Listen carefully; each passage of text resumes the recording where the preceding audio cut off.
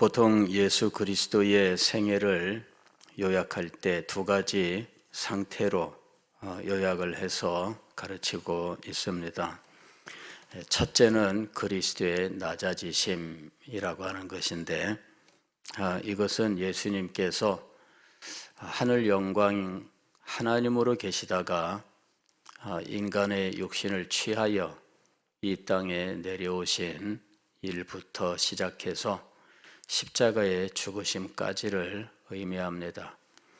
두 번째는 높아지신 상태라고 이야기하는데, 이 높아지신 상태는 부활하시고 승천하시고 또 영광을 얻으시고 재림주로서 심판하러 오시는 이 과정을 이야기하는 것입니다. 오늘 우리가 읽은 성경 말씀은 바로 이 예수 그리스도의 두 가지 상태를 말씀하고 있습니다. 그런데 그리스도인으로서 살아갈 때 정말 우리에게 필요한 것은 무엇이냐? 바로 이 그리스도의 낮아지신 상태, 그것을 시작하게 된 그리스도의 마음이다 하는 것입니다. 그래서 5절에서 너희 안에 이 마음을 품으라 이렇게 이야기한 겁니다. 그리스도의 이 마음 때문에 모든 것이 시작된 것입니다. 그리스도의 마음이 이렇게 움직이지 않았다면 아무런 일도 일어나지 않았습니다. 그러나 그리스도의 이 마음 때문에 주님은 하늘 영광 보좌를 버리시고 이 땅에 인간의 육신을 입고 오실 수 있었고, 모든 고난과 멸시를 받으시고 마침내 죽음을 맞이하게 됐던 것입니다. 그리스도의 이 마음 때문에 일어나게 되었다라는 것입니다. 그리스도의 이 마음은 어떤 마음인가? 겸손한 마음입니다. 이것을 6절에서 이렇게 표현합니다. 그는 근본 하나님의 본체시나 이랬습니다. 그는 하나님 바로 그분 자신이었다 이렇게 이야기합니다. 하나님 바로 그분이었지만은 하나님과 동등됨을 취할 것으로 여기지 아니하셨다. 하나님과 모든 면에서 동등한 분이었습니다. 그 영광과 권능이 동등한 분이었습니다. 그러나 그분은 동등됨을 취할 것으로 여기지 아니하셨습니다. 그리고 7절은 그것이 어떻게 구체적으로 나타났는지를 말씀합니다. 오히려 자기를 비워 종의 형체를 가지사 사람들과 같이 되셨다. 하나님이 사람과 같이 되셨다라는 이것이 얼마나 말도 안 되는 일인지 인간의 사상이나 인간의 철학 속에서는 나타날 수 없는 일들입니다. 그런데 그 일이 가능하게 되었던 것은 그리스도의 마음 때문이었다는 것입니다. 인간의 형체, 이것을 종의 형체라고 이야기를 했습니다. 여기 종이라고 이야기를 했는데 사실 종과 주인 사이의 간격보다 하나님과 사람 사이의 간격이 더 크지요. 그래서 이런 엄청난 간격을 넘어서서 인간의 모양을 입고 이 땅에 오셨다 하는 것입니다. 심지어 더 나아가 죽기까지 복종하셨다 이렇게 이야기합니다. 죽기까지 복종하신 이 일은 십자가의 죽으심으로 말씀하는 겁니다. 8절 말씀 보면 사람의 모양으로 나타나사 자기를 낮추시고 죽기까지 복종하셨으니 곧 십자가의 죽으심이라 이렇게 말씀하고 있습니다. 그러나 하나님은 이렇게 낮아지신 예수 그리스도를 버려두지 아니하시고 그를 지극히 높이십니다. 9절 보면 이러므로 하나님이 그를 지극히 높여 모든 이름 위에 뛰어난 이름을 주셨다라고 말씀합니다. 모든 이름 위에 뛰어난 이름, 이때 이 이름은 이 영광스러운 직분을 이야기합니다. 영광스러운 직분을 주셨는데 지상에 높은 직책들이 얼마나 많이 있습니까? 그러나 인간이 상상할 수 있는, 인간이 말할 수 있는 직책 가운데 비교할 수 없는 아주 탁월하고 영광스러운 직분을 주셨던 겁니다. 그 다음에 이 직분이 권세를 미치는 범위가 나와 있는데 10절이죠. 하늘에 있는 자들과 땅에 있는 자들과 땅 아래에 있는 자들로 모든 무릎을 예수의 이름에 꿇게 하시고, 권세의 범위는 하늘과 땅과 땅 아래, 즉 이 세상에 하나님이 창조하신 모든 것들 위에 이 권세가 미친다 하는 것입니다. 그리고 이 모든 것들이 예수 그리스도를 향하여 주님이라고 부르게 하셨습니다. 11절 모든 입으로 예수 그리스도를 주라 시인하여 하나님 아버지께 영광을 돌리게 하셨느니라. 그리스도의 낮아지신 상태와 그리스도의 높아지신 상태의 변화 속에서 우리의 구원이 완성되었다는 사실입니다. 그리스도의 생애를 이렇게 요약하는 것은 사도신경에도 그대로 나와 있습니다. 사도신경에도 예수 그리스도에 대하여 8가지의 사실을 고백하고 있는데 4개의 사실은 그리스도의 낮아지신 상태에 대한 것이고 4개 뒤에 나오는 4개는 그리스도의 높아지심을 말씀하고 있는 것입니다. 이렇게 2가지 상태 속에서 그리스도는 우리의 모든 죄값을 치르시고 또 우리에게 의와 구원을 가져오게 되었던 것입니다. 십자가의 죽으심으로 대표되는 낮아지심은 그리스도 그분의 대속의 죽음이었습니다. 그로 말미암아 우리의 모든 죄를 해결하신 거죠.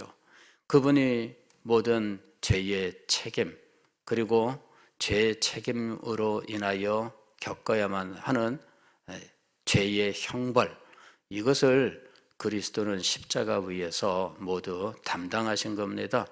그러나 거기에서 끝나지 않았습니다. 그리스도는 부활하셨던 겁니다. 부활로 말미암아 죄 사함에서 끝나지 않고 우리에게 풍성한 것들을 허락해 주셨는데 의와 생명이라고 부르는 것입니다. 의와 생명을 우리에게 허락해 주신 거예요. 다시 말씀을 드리면은 오늘날 우리 인간의 법도 마찬가지입니다.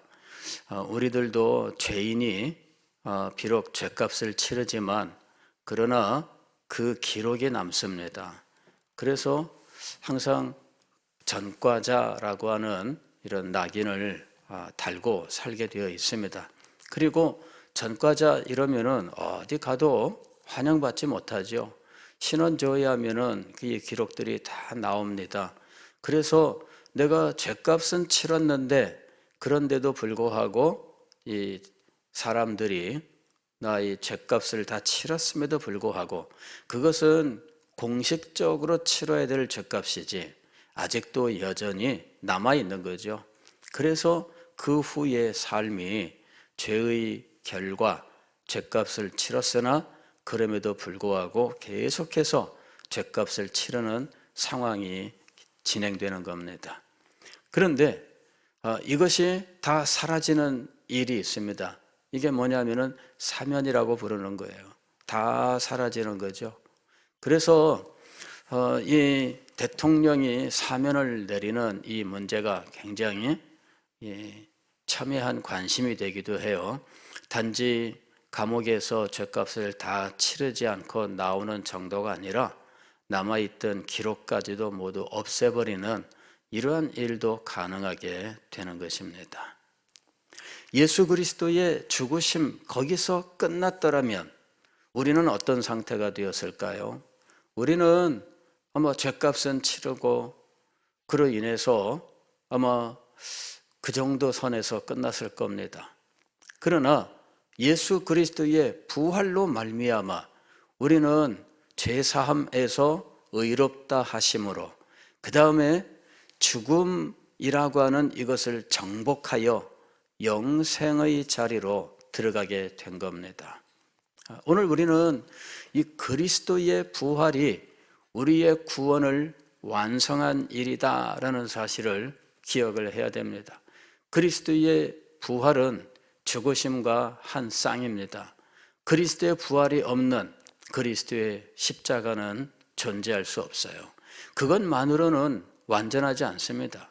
그리스도의 십자가의 죽으심과 더불어 부활이 있어서 우리의 구원이 완성되는 것입니다. 오늘 우리가 읽은 성경 말씀을 보면은 우리가 얻게 되는 영광에 대해서는 말씀하고 있지 않습니다. 왜냐하면은 그리스도의 겸손과 그리스도의 영광에 대하여 말씀하고 있는 부분입니다. 그런데 이렇게 그리스도는 낮아지심을 통하여도 우리에게 은혜를 주셨고 높아지신 상태에서도 우리에게 은혜를 주셨던 겁니다. 낮아지신 상태에서 우리에게 주신 은혜의 최고는 십자가의 죽으심을 통해 죄의 사함 그리고 죽음의 정복이라고 하는 겁니다. 과거에 제가 한 책의 제목을 보고 깜짝 놀랐는데 존 오웬이라고 하는 청교도의 책입니다. 그리스도의 죽음 안에서 사망의 죽음이라고 하는 이 제목입니다. 그리스도의 죽음 안에서 사망, 즉 우리가 절망하는 죄의 형벌로서의 영원한 멸망, 이것이 사망이라는 이름으로 우리에게 늘 절망하게 만드는 것들이죠. 그런데 이것이 죽었다 이렇게 얘기하는 것입니다.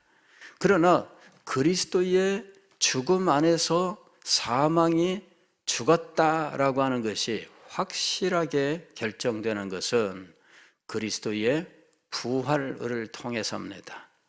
그리스도의 죽음 안에서 물론 우리에게 주어졌던 아담의 범죄로 인하여 우리에게 주어진 영원한 멸망으로서 사망, 그것은 그 죄값을 십자가 위에서 치르심으로 이 사망이라고 하는 이것을 대신하는 일이 벌어지게 됩니다.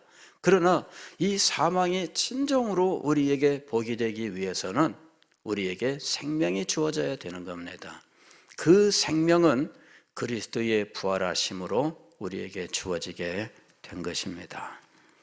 고린도전서 15장에서는 그리스도는 우리에게 부활의 첫 열매가 되었다라고 말씀합니다.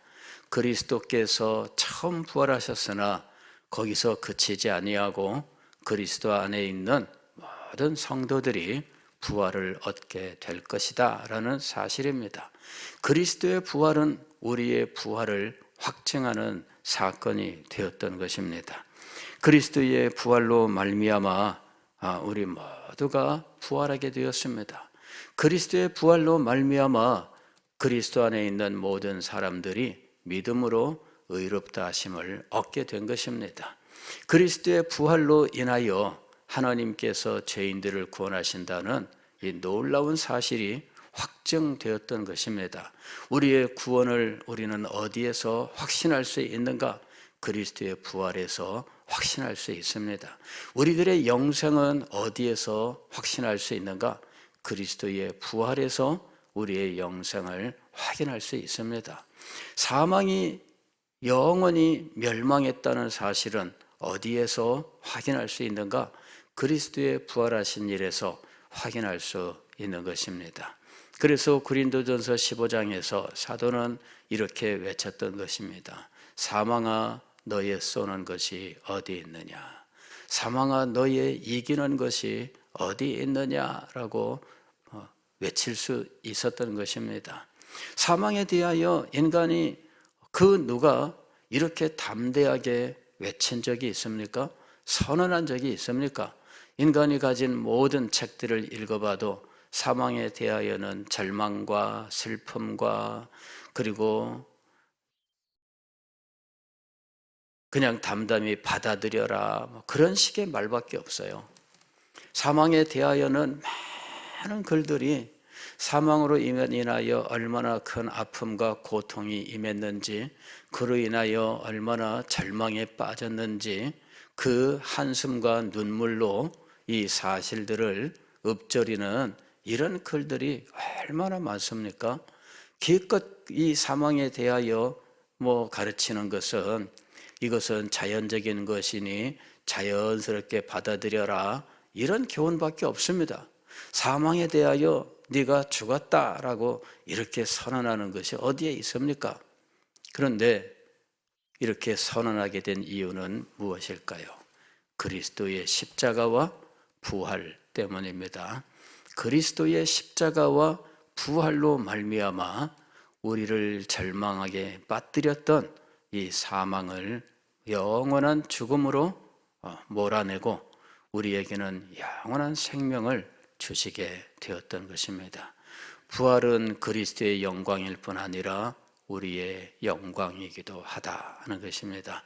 부활주일을 맞아서 이렇게 영광스러운 그리스도의 부활을 기억하시고 또 하나님 앞에 감사하시고 그리스도를 찬양하시고 그리스도께서 부활로 우리에게 주시는 영원한 생명 그리고 아름다운 의를 받아 누리시기를 주의 이름으로 축원합니다. 기도하겠습니다.